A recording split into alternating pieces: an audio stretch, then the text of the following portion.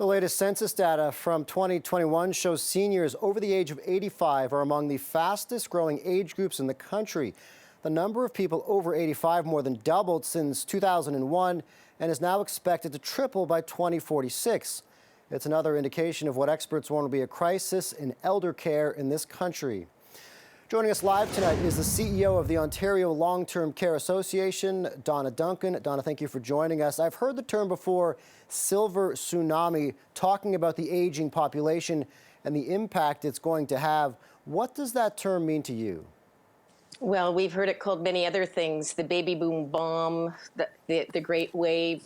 It's daunting, and I have to say it brings fear to us. It's something we've been talking about for a very long time, and most especially over the last few years, if we've seen wait lists in long-term care grow to 40,000 people, as we are looking at the attrition rates and retirements of those who are actually providing the care and losing people. So this is a pivotal moment, a special place, absolutely, but also a dangerous place. Of course, the census kind of brings this into a snapshot, but a lot of this, nothing new for you. Talk about the cracks. The pandemic is already exposed in senior care and long-term care, even before so many more people hit this population group. Well, absolutely. And we had said prior to the pandemic that we were facing a perfect storm. And this is, I would say, another great wave in that perfect storm. So we were facing shortages of frontline staff, old buildings, outdated infrastructure, and programs and models and funding that actually didn't meet the needs of the people who are actually receiving care in our homes. And we know that, as the census indicated, people in long-term care are much older, they're much frailer, they have far more complicated care and living needs, and they don't all have the same family support that they once had. Families are a lot smaller. And you touched on this as part of the perfect storm. You mentioned it briefly. As the population ages, so do the caregivers.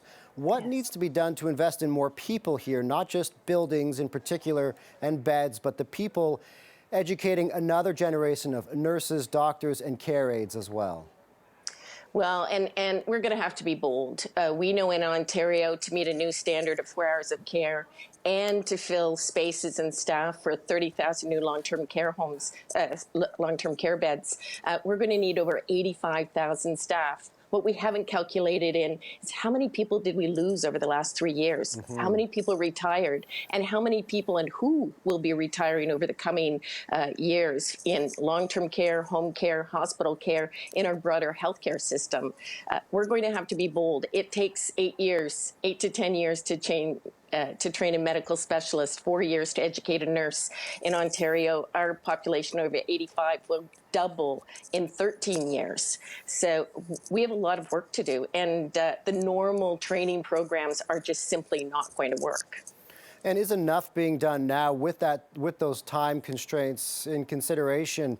Is enough being done now to meet the demand of the care that is needed?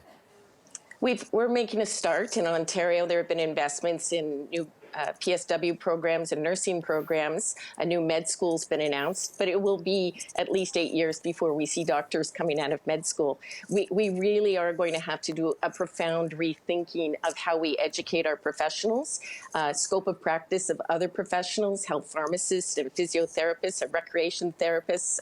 What roles can they play in a different way? How do we share those resources across sectors, not long-term care in a vacuum or hospitals in a vacuum? I do think that this is the thing, the defining moment that will force us to truly integrate our care around the people we serve. And we've got to seize this moment because we really don't have time.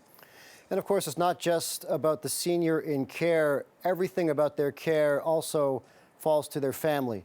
It's about the loved ones as well. How does all of this affect the families who are caring for them, or the families that need to find care for them? It puts enormous stress and strain on family members in the community and their homes. We want people to be able to stay at home as long as possible, to age in place. That's the ideal. But the reality is that there are far too many who can't. Their care needs are far too great, whether end-stage dementia or very complex medical care requirements. And we know that over the past 2 years in particular, with waitlists in Ontario really growing continually and pressures on our hospital systems, the entry point into long-term care is not through home and community care, it's through hospitals. So we're not being able to take those community placements from people in their home communities. This is an enormous gap that we're going to have to really reimagine how we're going to meet it and fill it with primary care providers, home care. Partnerships are going to be key.